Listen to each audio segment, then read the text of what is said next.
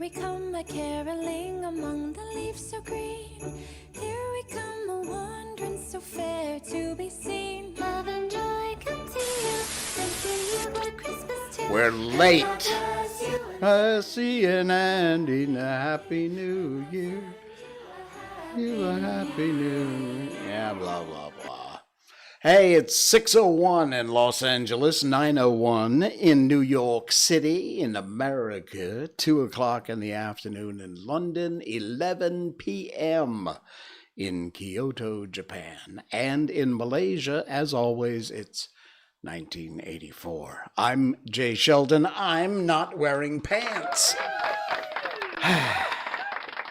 We made it! Mohaned the Mighty also made it. So a big hearty hi-ho to Mohaned. Good to see you.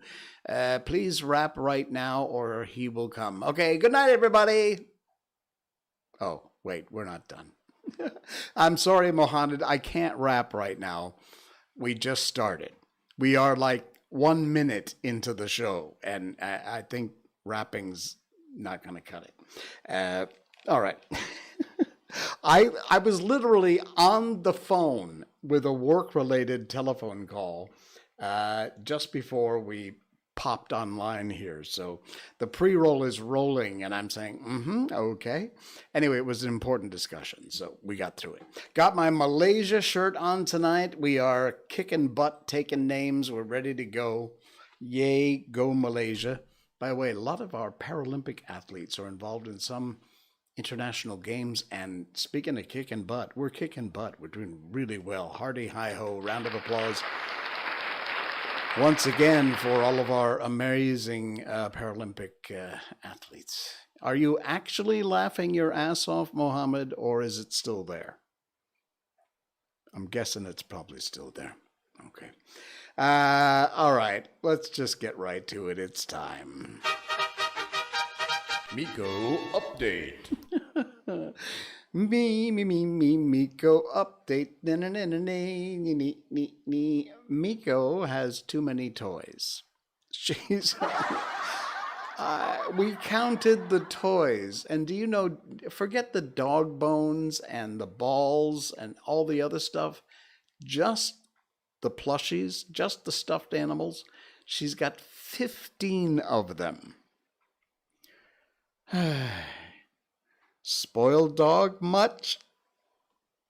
Anyway, yeah, she was having a fight with her dinosaur, and this is her new favorite toy, her duck, which we only recently discovered also squeaks.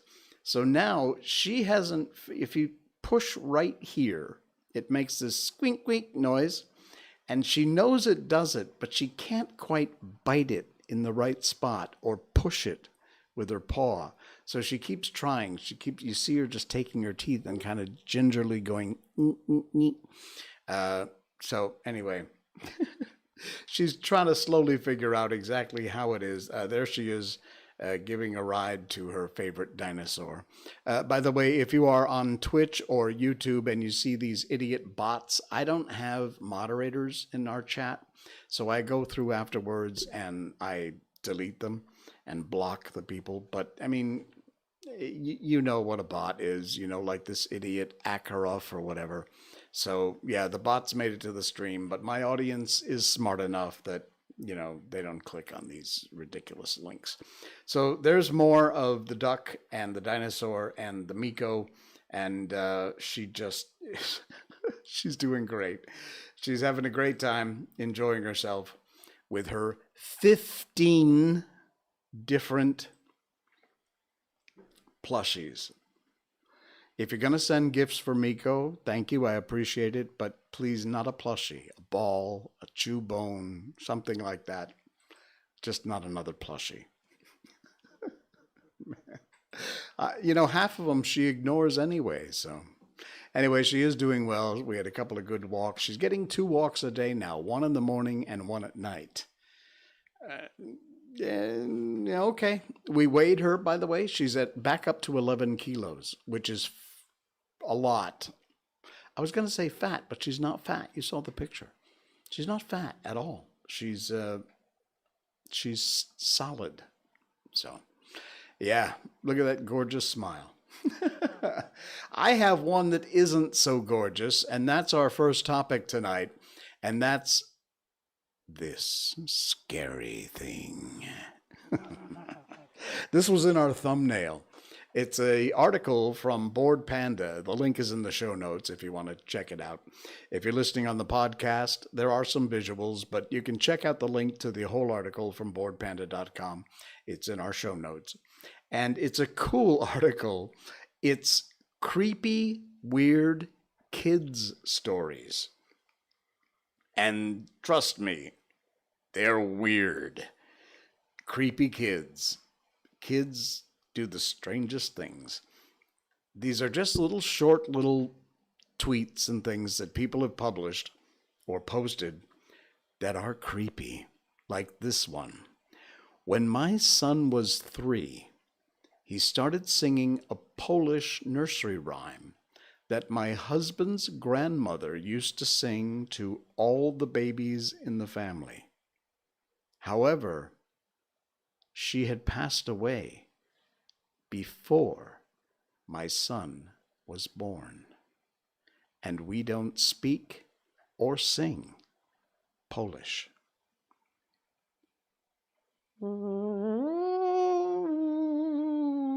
Yeah, creepy. How about this one? I'm not going to read all of them. There's a ton of them in here. Go to the article in the show notes if you want to check them all out, but they're really cool. My daughter, from a severe brain injury when she was 11 weeks old, was in a coma for 3 days. For years afterwards, whenever it rained, she would comment, "It smells like God." So, if you ever wondered what God smells like, you're welcome.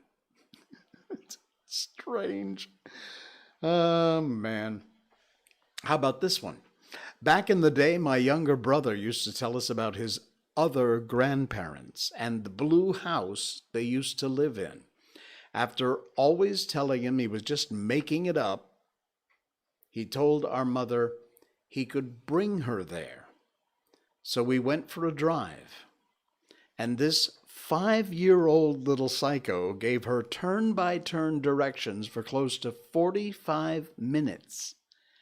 They ended up 4 or 5 towns away at a dead-end street where sat an abandoned blue house. Weird.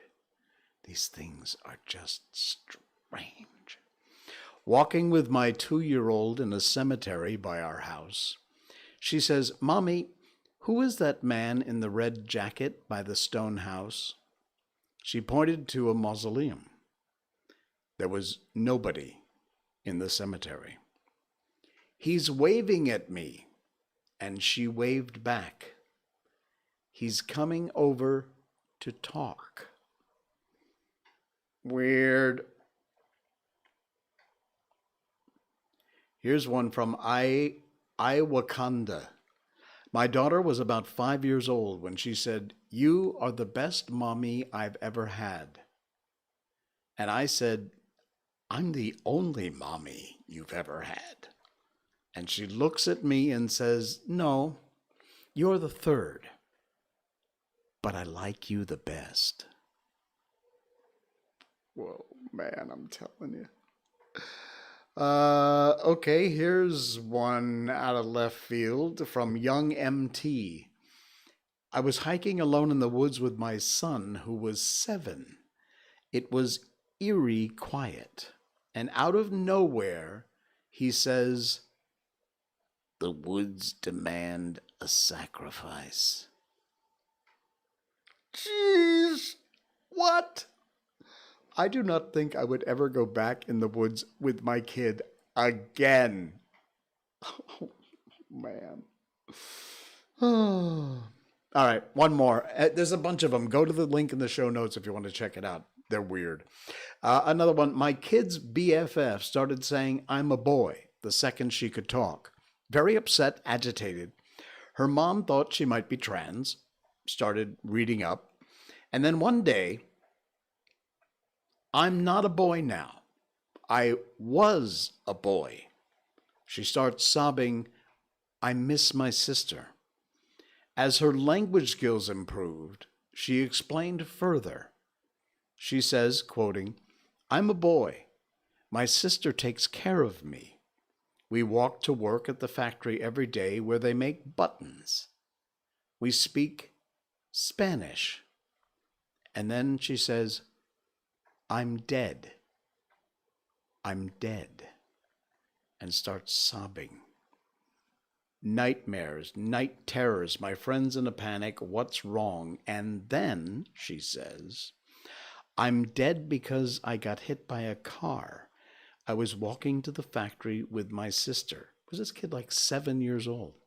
The car hit me. It was dusty. I was dead on a dusty road. I miss my sister.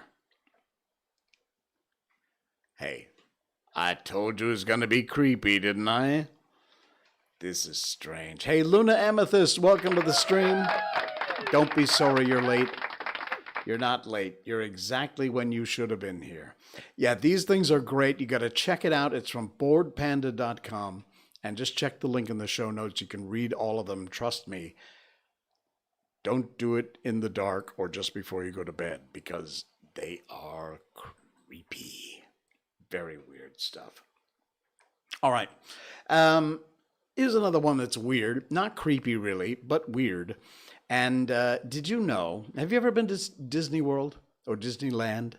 Disneyland is the one in California. Disney World is the one in Florida.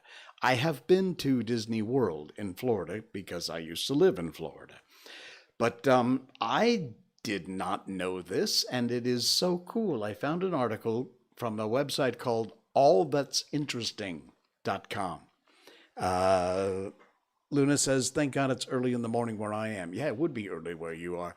You've been to Disney World or Disneyland? Florida or California? Anyway, beneath the Magic Kingdom are secret tunnels. This is the strangest thing. But when you read about, in Florida, so Disney World, when you read this article, and the link again is in our show notes, you'll understand. But this is the coolest thing. It's from allthat'sinteresting.com. The inside story of Walt Disney's secret tunnels below the Magic Kingdom. For decades, Walt Disney's vast network of utilidor tunnels have allowed costume employees to move throughout the Magic Kingdom without being seen by the guests. This is an old picture while they were digging the tunnels before the Magic Kingdom was actually built. A retired U.S. Army general, 38 years of engineering experience, was hired to build Disney's underground tunnels. We all know, or we've seen the pictures of Walt Disney's Magic Kingdom. Millions of people around the world, from the iconic theme park rides to the costumed cast members welcoming kids throughout the different places and spaces. The illusion of stepping into an imaginary place, almost seamless here. And the creator himself, Walt Disney, went to very extraordinary lengths to maintain that illusion that you were stepping into a fantasy world, especially with the Disney underground tunnels, which are hidden below the Magic Kingdom. I just thought of a horror game where a mascot worker tries to avoid a rabid fan who made their way into the tunnels. Wait till you see the picture coming up. You'll see how that set would work well for that. But the idea was that Disney shuddered at the idea of some visitor seeing Mickey Mouse taking a lunch break, just shattering the illusion. In order not to reveal the man behind the curtain, Disney built these tunnels underneath the Magic Kingdom so that workers, costumed characters, could get from place to place or get to their areas without being seen. 9-acre tunnel complex beneath the Magic Kingdom in Orlando, Florida, and it lets the cast members shuffle from one area to another without being detected by visitors. Um, there's information here about how they built the tunnels. Here is a very early park under construction. It first opened in 1971, October 1st. Very cool. As legend has it, Disney was walking the grounds of his Anaheim park, the one in California, and he spotted a cast member in cowboy outfit strolling through Tomorrowland. And what some would dismiss as a curiosity, Disney thought, unacceptable. He wanted the Magic Kingdom's magic to remain as seamless as possible. So he decided when he built Disney World in Florida, he would create these underground tunnels. That's the architect. And that's the Magic Castle under construction. Wow, check that out with all the scaffolding on it. That was a show. When I was at Disney World, we got to see, bless you, we got to see the show at the Magic Castle with all the amazing fireworks and everything. Oh man, it was absolutely incredible. But here, check this out. There it is. That's the finished tunnels today below the Magic Kingdom. You can see there's Mickey and a couple of the three little pigs there, and a driver in the car. And that is what there's in the back. Looks like Snow White, maybe one of the seven dwarfs, and they're on this little tram car on the tunnels, in the tunnels below the Magic Kingdom, getting around. But you see, Luna, how that would fit very well for your horror movie. Not a bad idea. But yeah, that's the Magic Kingdom's hidden secret tunnel. It features a vacuum-assisted trash disposal system that does away with the need for garbage trucks. What a cool idea. Luna says, these mascot costumes always seemed extremely uncomfortable. Yeah, you know, you're right. Can you imagine spending 4, 5, 6, 8 hours, 12 hours, whatever the shifts are, with these giant heads on, you're peeking through the little hole? And don't forget, you also have to remain in character. You got to be upbeat and friendly and in character for all that time, meeting all those kids and all those folks. Not an easy job. Not an easy job at all. And yeah, in the heat of both California and Florida, it makes it even more difficult, I'm sure.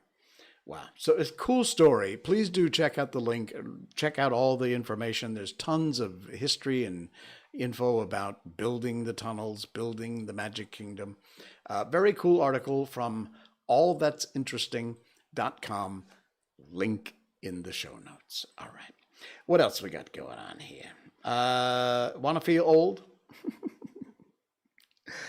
You know, when you get to be old, like this guy, suddenly all these little articles you see posted become interesting. Maybe they're not to you, but I'm sure you've heard of at least half of the things on this list.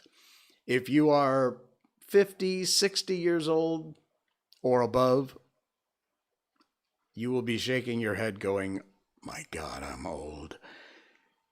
Bonanza premiered 62 years ago this year. The Beatles split up 52 years ago. 52, half a century, more than half a century. Laugh-In.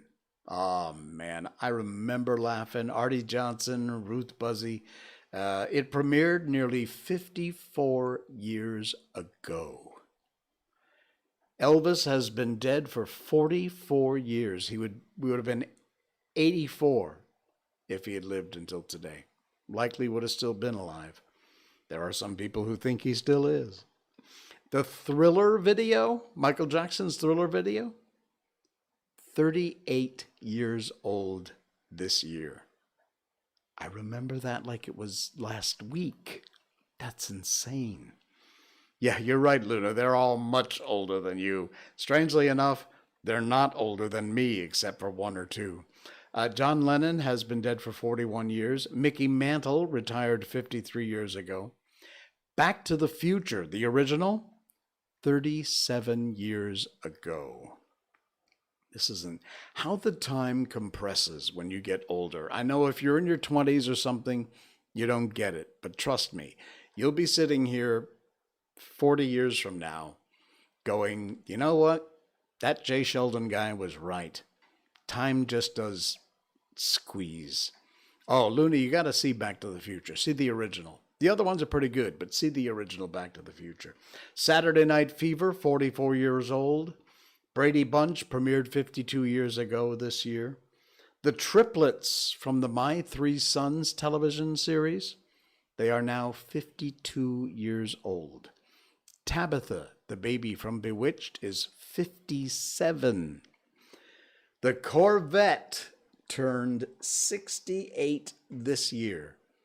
And 57 years ago, the Mustang was introduced. Man, unbelievable how time passes. That's insane. The Mustang. Wow. All right, speaking of weird stuff, I got one more. This is a show full of creepy, weird things tonight, and I don't know why. This is both. It qualifies as creepy and weird. Look at this. Look at this. Again, sorry if you're listening to the podcast. Go to the video on Rumble or YouTube or Facebook or Twitch.tv or locals.com. Look for Jay Sheldon. Look for that logo up there. And you can watch the video of the show. You can also check out the link in our show notes. This is the strangest thing. It is a big, giant field with a swamp or a pond or something. You see this here? Let me hold on. There we go. And these are giant busts of famous people. And they're huge. They were once a part of an attraction that was closed down about 10 years ago.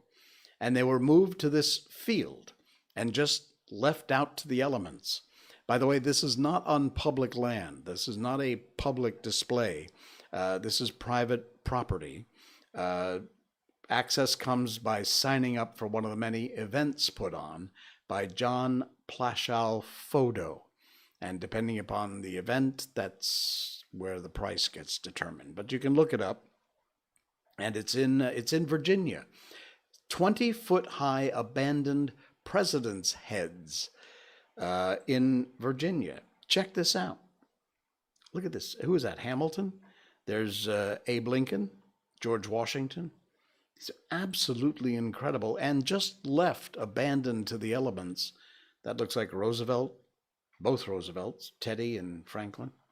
There's Lincoln. Look at that. Look in the background. All those, and these are 20 feet tall. So I think there's a shot with a person in it.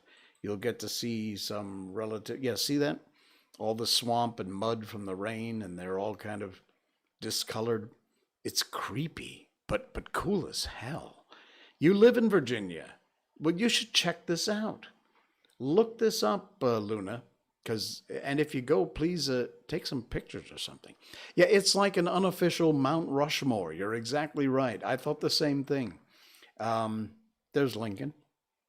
Part of his nose missing. And is that, yeah, I think that's John Kennedy, looks like. This is absolutely, there you go. Take a look at that.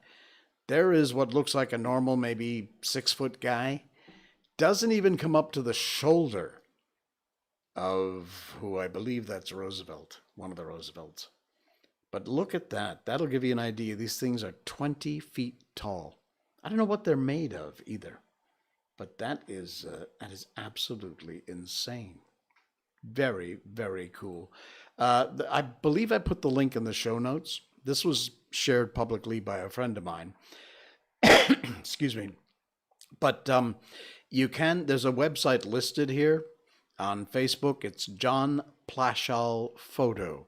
And if you go to the link in our show notes, you can see the link for this guy, John Plashal Photo. And he has an abandoned tour guide where you can check this out. So if you want to look it up and take the tour. I would love to see that. That's very, very cool. All right. I got one more for you before we get to, by the way, this is the last of A Christmas Carol. We'll begin a new book on Saturday night. Not sure what yet, something Christmassy. But yeah, this amazing story. We love sharing stories about the people who go above and beyond, who just do these random acts because it's the right thing to do. This is a public post that a friend of mine, Wen, made, and it was a brilliant story. This is a personal story from him, but again, it's public, and I wanted to share this because it shows there are a bunch of people out there whose hearts are in exactly the right place. This gentleman in the picture, his name is Kumar, and every morning he'll be taking a broom and start cleaning the used masks and trash that have been thrown, simply been forgotten by the user around the parking area at their swimming pool's parking lot. He was giving him a compliment for keeping the place clean, and he found out that actually this guy doesn't do this because he gets paid to do it, but it's an initiative simply because he feels like it's the right thing to do. And he writes, take a moment to remind ourselves it is important to throw your mask in a trash bin. Keep it hygienic, use your face mask. It might contain unwanted germs, of course, and shouldn't just be tossed on the ground, you moron. As much as we want to protect ourselves and our loved ones, remind others too, we are responsible for our used masks and trash. So put it in the right place, put it in a trash bin. And this is this remarkable guy, Kumar, who, of his own volition, he doesn't get paid to do this. Take a look here. This is Kumar, and a hearty hi-ho, a round of applause for Kumar, whose heart is in exactly the right spot. The next time you get a little fed up with humanity and the stupidity of some people, remember Kumar, somebody who does the right thing for the right reasons. Look at that. Look at the piles of masks and junk and garbage that he's got to clean up. It's frightening. Wen, thank you for sharing that. And it's a great, great story. We love people like this, and we love to share those stories. So very cool. If I'm not mistaken, I put that link in the show notes too. Saturday Night Live with Jay Sheldon. Yeah. By the way, if they need a host to host Saturday Night Live, since your ratings are in the crap, and I know Alex Baldwin is a little busy lately, I'm available. You can write me, NoPants at jsheldon.com if the producers to Saturday Night Live are watching. I'd be happy. You know, it'd be the first time an absolute nobody hosted Saturday Night Live. So, you know, there's an angle there. We got all the big stars, Brad Pitt, whoever doing, you know, hosting the show. And then suddenly we've got this absolute nobody, expat from the U.S. who now has lived in Malaysia for 20 years. And live from New York, it's Saturday night. See, I could do that. Yeah, I don't think so. Hey, Dad. Jekyllized. Good to see you, whoever you are. Welcome in, and thanks for joining. We are live across Facebook, YouTube, Twitch.tv, Rumble.com. You can find us live right now on all 4 platforms. And of course, we have our video show recorded, this show, live video recorded on locals.com. You can watch the replay. And we are a podcast, of course. You're listening to the audio portion of our show. As we always remind you, check out our video if you want to see some of the visual stuff that we do here, because quite a bit of what we do is visual. Like, all right, here we go. All right, it is time to do something that isn't visual. It's time to move on to our book. And tonight, we are going to close out Charles Dickens' A Christmas Carol. We started this several weeks ago. We read part of a chapter every night on our stream at the end of our show for the last 15, 20 minutes sometimes. And until we get to the end. These books all come to us from the Gutenberg Project, which is gutenberg.org. If you want to go there, all the books are free. They're all in the public domain. They're copyright free. You can download them as text files, HTML, ebooks in some cases. And again, all the classics, thousands of books are there. And that is our source. And we appreciate all that the Gutenberg Project does. So, once again, as I said, tonight is the final episode, the final part of the last chapter of The Christmas Carol. And where we left off, Scrooge had been visited by all the spirits. He had had a very rude awakening, and he had sent the boy in a cab off to the poulterer's to get the giant prized turkey hanging in the window. And above all, Scrooge was laughing. Here we go. Shaving wasn't an easy task, for his hand continued to shake very much, and shaving requires attention, even when you don't dance while you're going at it.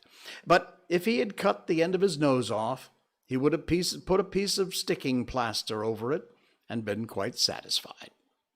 He dressed himself all in his best, and at last got out onto the streets. The people were, by this time, pouring forth, as he had seen them with the ghost of Christmas present, and walking with his hands behind him, Scrooge regarded everyone with a delighted smile. He looked so irresistibly pleasant. In a word, that 3 or 4 good-humored fellows said, "Good morning, sir. A Merry Christmas to you." And Scrooge said often afterward that of all the blithe sounds he had ever heard, those were the blithest in his ears. He'd not gone far.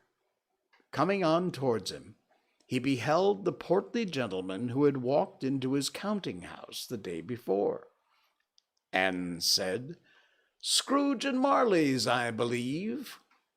It had been a pang across the heart to think how this old gentleman would look upon him when they met, but he knew what path lay straight before him, and he took it. "My dear sir," said Scrooge, quickening his pace and taking the old gentleman by both hands, "how do you do? I hope you succeeded yesterday. It was very, very kind of you. A Merry Christmas to you, sir." "Mr. Scrooge?"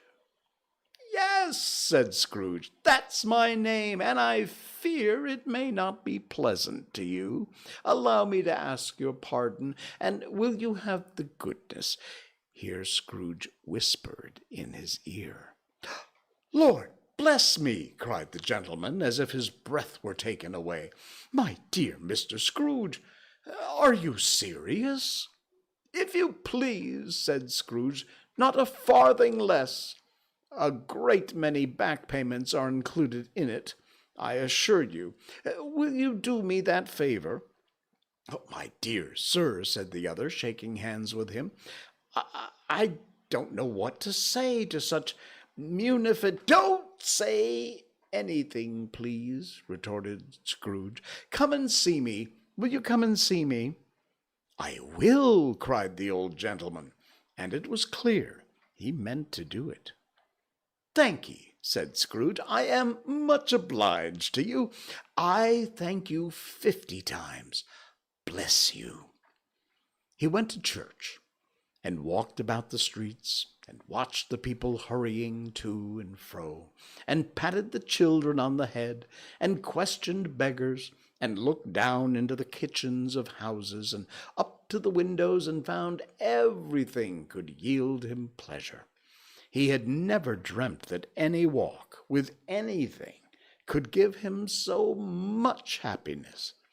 In the afternoon he turned his step towards his nephew's house. He passed a door a dozen times before and had the courage to go up and knock, but he made a dash and did it. "Is your master at home, my dear?" said Scrooge to the girl. "Nice girl, very." "Yes, sir." "Where is he, my love?" said Scrooge. "He's in the dining room, sir, along with the mistress. I'll show you upstairs, if you please." "Thank ye, he knows me," said Scrooge, with his hand already on the dining room lock. "I'll go in here, my dear." He turned it gently and sidled his face in round the door. They were looking at the table, which was spread out in great array, for these young housekeepers are always nervous on such points, and like to see that everything is right. "Fred!" said Scrooge. Dear heart alive, how his niece by marriage startled. Scrooge had forgotten for the moment about her sitting in the corner with the footstool, or he wouldn't have done it on any account. "Why, bless my soul!" said Fred. "Who's that?" "It's I, your Uncle Scrooge. I've come for dinner. Will you let me in, Fred?" Let him in? It is a mercy he didn't shake his arm off. He was at home in 5 minutes. Nothing could be heartier. His niece looked just the same. So did Topper when he came. So did the plump sister when she came. So did everyone when they came. Wonderful party, wonderful games, wonderful unanimity, wonderful happiness. But he was early at the office the next morning. Oh, he was early there. If he could only be there first and catch Bob Cratchit coming late, that was the thing he had set his heart upon. And he did it. Yep, he did. The clock struck 9. No Bob. A quarter past. No Bob. He was full 18 minutes and a half behind his time. Scrooge sat with the door wide open that he might see him come into the tank. His hat was off before he opened the door, his comforter too. He was on his stool in a jiffy, driving away with his pen as if he were trying to overtake 9 o'clock. "Hello!" growled Scrooge in his accustomed voice, as near as he could feign it. "What do you mean by coming in here at this time of day?" I'm very sorry, sir," said Bob. I am behind my time." "You are," repeated Scrooge. "Yes, I think you are. Step this way, sir, if you please." It's only once a year, sir," pleaded Bob, appearing from the tank. "It shall not be repeated. I was making rather merry yesterday, sir." "Now, I'll tell you what, my friend," said Scrooge. "I am not going to stand for this sort of thing any longer.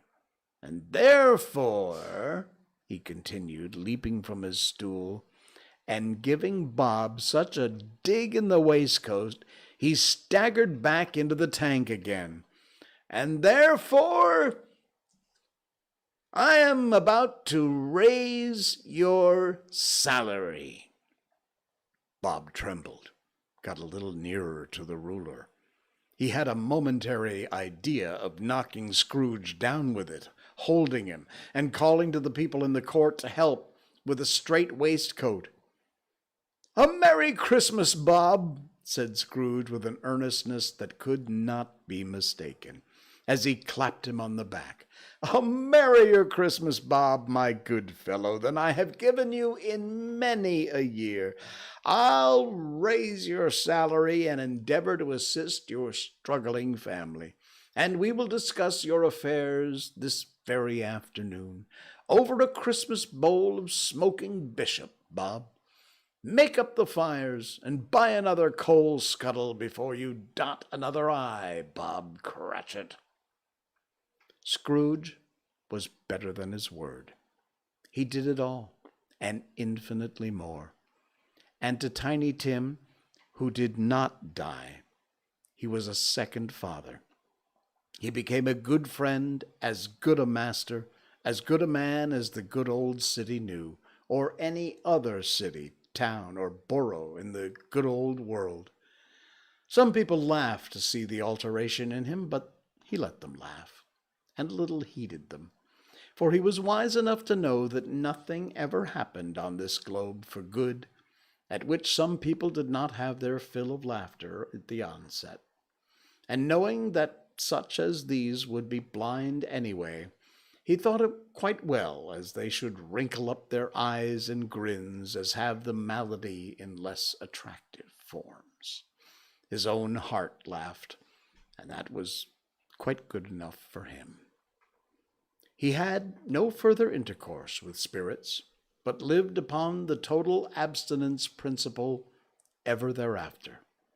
And it was always said of him that he knew how to keep Christmas well, if any man alive possessed the knowledge. May that be truly said of us, and all of us. And so, as Tiny Tim observed, God bless us, everyone. And that's A Christmas Carol by Charles Dickens. Wow. What a treat. Love it. It was a fun read. It was a lot of fun. Cool beans. All right, folks. That's going to wrap it up for tonight, and I will see you again on Saturday night. We will start a new book. I'll find something short, Christmassy, that we can share together to lead us up to our last few streams before Christmas, which is only a couple of weeks away. Wow. Won't be long now. Thanks so much for joining. Thanks for your downloads, your likes, your follows, your subscribes. Please do hit that button. It helps me a lot to get the follows and the subscribes across all of our channels and your downloads on our podcast. I will see you again Saturday night. Until then, I'm Jay Sheldon, and I'm not wearing pants. Good night.